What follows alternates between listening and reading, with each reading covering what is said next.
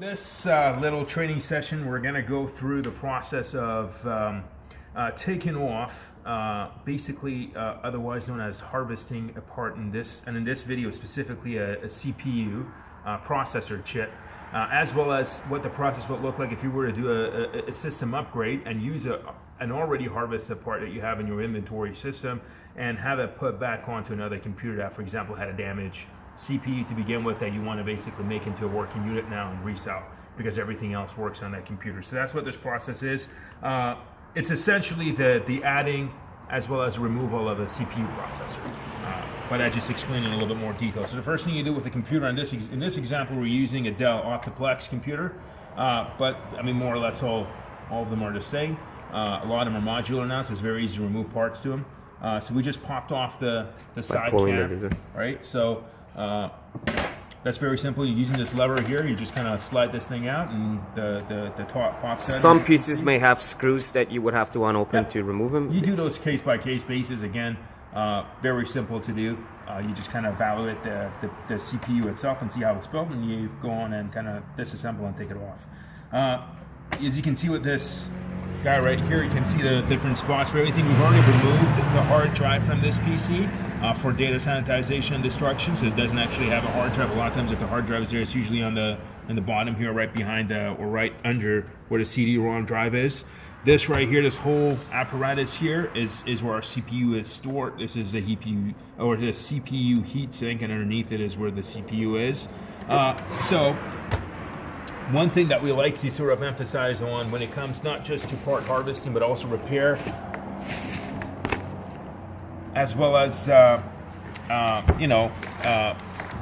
well as the sort of upgrading and repair, or anything you do with a piece of computer or a server or anything that's really electronics, is you always want to make sure you're properly grounded so you don't damage any of the sensitive chips or any of the CPUs or any of the other equipment, RAMs, and so on and so forth that's within the computer. So you always want to make sure you're grounded. Here what I have is a very simple sort of anti-static wristband is what we call it. And what you do with the wristband is obviously you've got one end of it on your wrist, and the other end, which is a little alligator pin.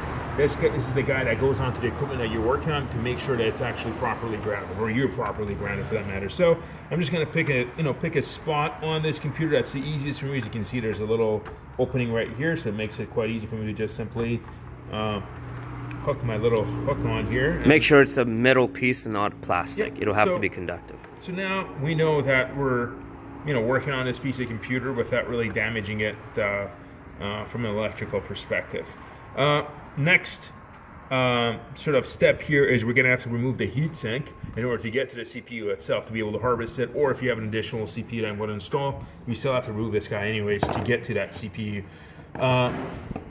Usually, a lot of times, depending on the computer itself, it could just be a simple lever that you lift up, the CPU or the heatsink comes off, or in this case, we literally have two simple screws that we're going to have to take off.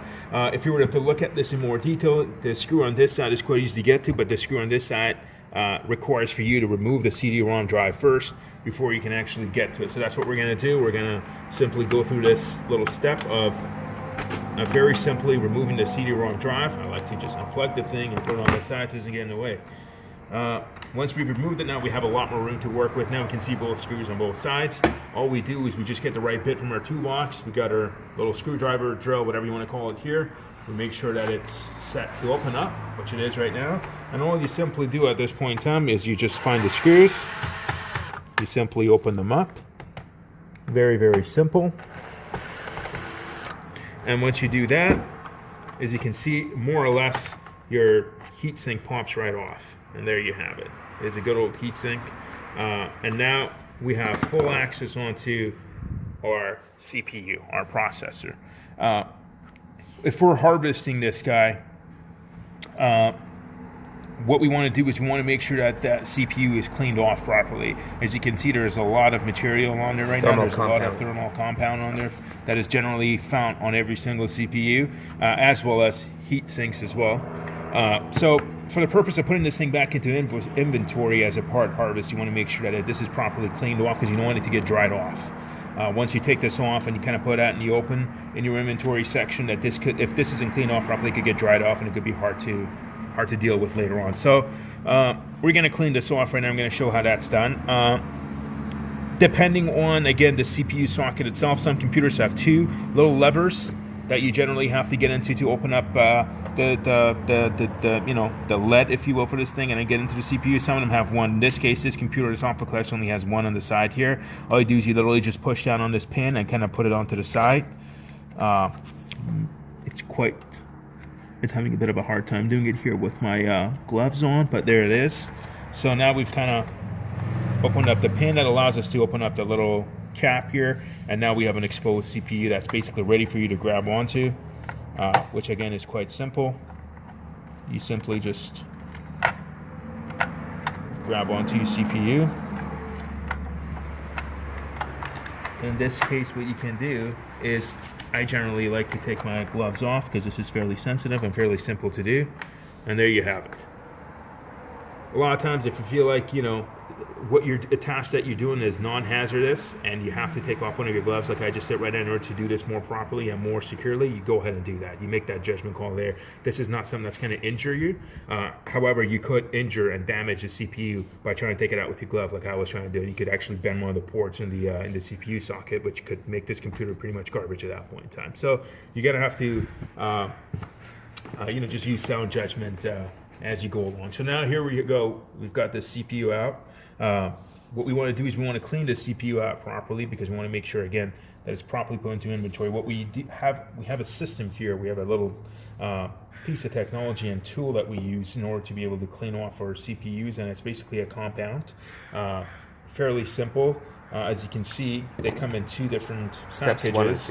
They're quite clearly labeled as number 1 and number 2. So therefore, you know, bottle number 1, it has to be used first, and once that's cleaned off and wiped off, you go on to bottle number 2, and that's pretty much it.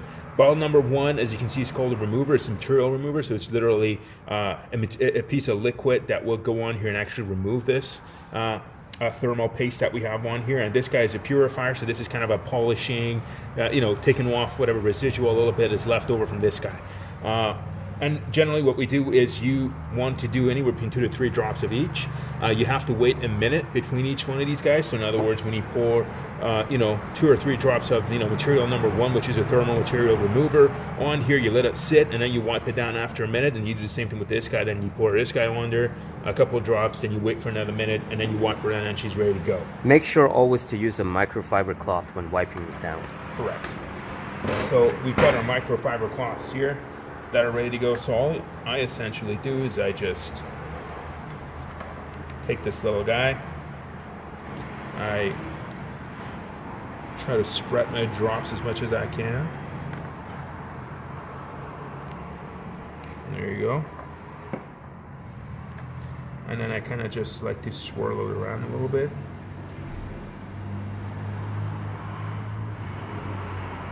In this case, basically, as you can see, it's already starting to kind of deteriorate all that paste on here, and it's kind of removing it quite easily. So it's very, very nicely done. I usually just like to kind of rest my CPU as it's doing it on the heatsink. It's nice and safe. So we let that go for a minute. So for this exercise, we're going to assume that 1 minute is up, and we're going to wipe it down. So in this stage, actually, because of this, we are dealing with a chemical. I do like to put my glove back on here, just to clean this off for the cleaning process. So all we do essentially is we just take our microfiber cloth here. We get her ready to go. To get her all bunched up here a little bit. And here we go. Now you can see we're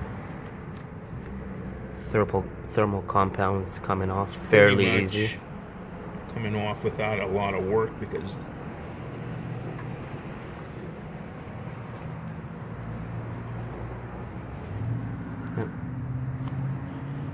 this looks pretty darn clean to me now. You can see it looks clean. Yeah. So the next step is to essentially also remove it from the heat sink. Yeah, so you want to remove it from the heat sink as well. You kind of do the same thing with the heat sink here as well. So you just put a few drops. And generally 2 is more than enough, because it's a fairly strong chemical that will easily take off all that. So you just kind of leave that. Meanwhile, Again, we're going to assume that we waited a minute in order to kind of wipe this thing down. Now you can kind of move on to part number 2, or the bottle number 2 for this guy. You can do these 2 steps in staggered methods. So while one is waiting on the 1 minute, you're working on the other. Essentially parallel to each other. Fairly simple. And again, we're just going to take this guy and put a couple little drops. Okay, you don't need to go anything crazy here. It's probably more than enough. And again, for the purpose of this video, we're going to assume that we waited approximately a minute, maybe even a little bit longer, for this guy to kind of do its job, and at which point in time we're just going to simply use that microfiber cloth again to polish it off. And there you have it. A perfectly clean and reusable CPU that we've harvested from a computer that wasn't otherwise working or had a damage, you know, could have been motherboard, could have been power supply, whatever. So there it is. Again, we do the same thing with this guy as well. At this point in time, after we're going to assume a minute's gone by, as you can see, this material is doing a great job at solidifying this thermal paste and allowing it to come off quite easily. There you have it. A very clean heatsink.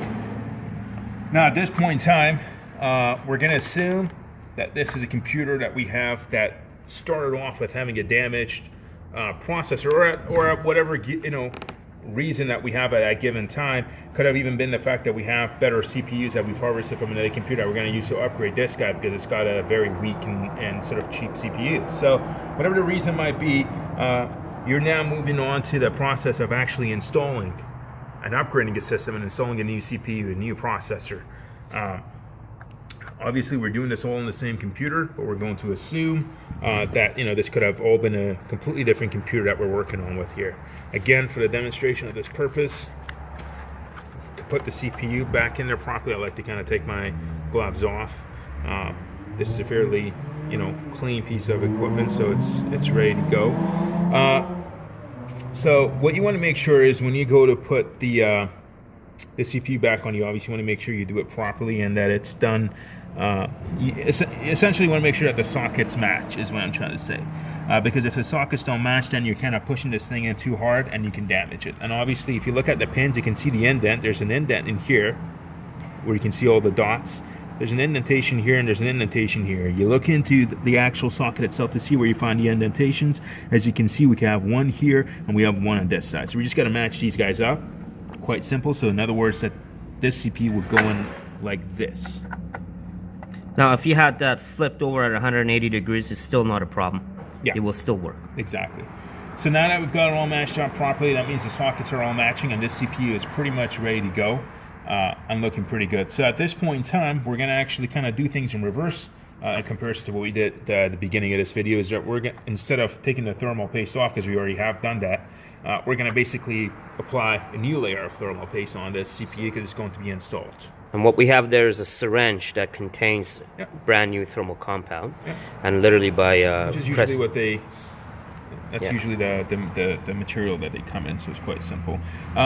You know, a good train of thought when you go to put brand new compound in there, thermal compound, is that you always want to kind of put it down in an X format, simply because it allows for the best coverage. Once the heatsink gets pressed onto it, spreads it quite evenly throughout the entire CPU, so you make sure you don't have any hot zones on that CPU. So all you do is you simply just push down on that simple syringe, quite simply, and I just like to do an X myself again. And this seems to be the best practice among. Again, keep in mind, not getting a perfect X or having some residue is no big deal.